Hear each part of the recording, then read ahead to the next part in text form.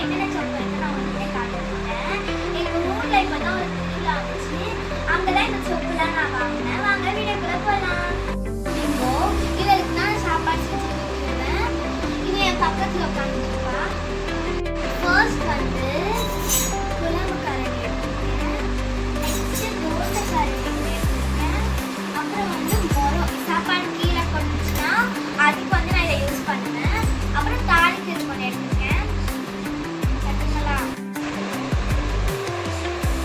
இது வந்து ஆக்சுவலா டபரா எவ்வளோ கியூட்டா இருக்கு பார்த்தீங்களா? இது வந்து கடாய்.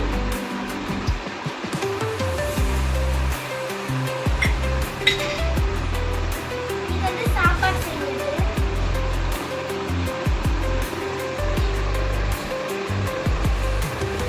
இது சாப்பாடு வடிக்கிறது. இது வந்து அன்னக்கூடை. இது வந்து தண்ணி வச்சுக்கிறது.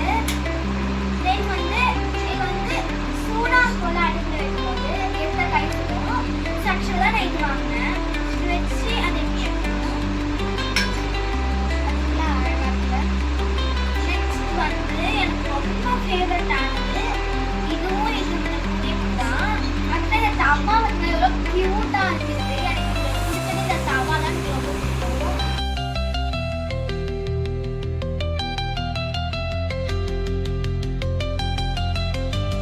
இது வந்து அடுப்பு.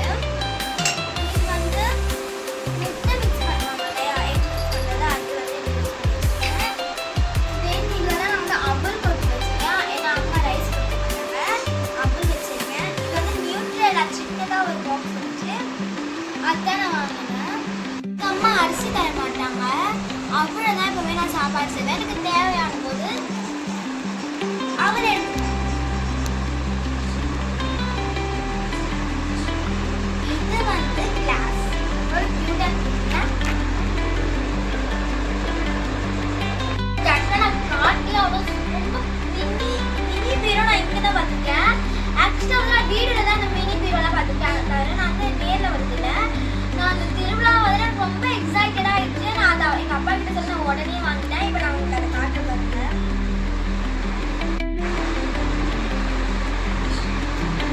இங்கே சின்ன ட்ரா இருக்கு.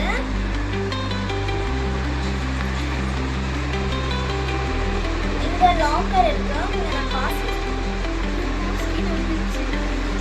ஓகே நான் எடுத்து வச்சுருக்கேன். என்னோட எல்லா காசு ஏன்னா நான் இவ்வளோ காசு நான் லாக் வச்சுருக்கேன். பத்தரைங்க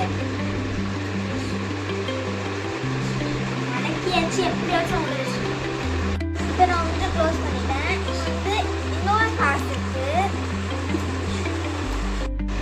இப்போ இங்கேயும் இன்னொரு காசு இருக்கு.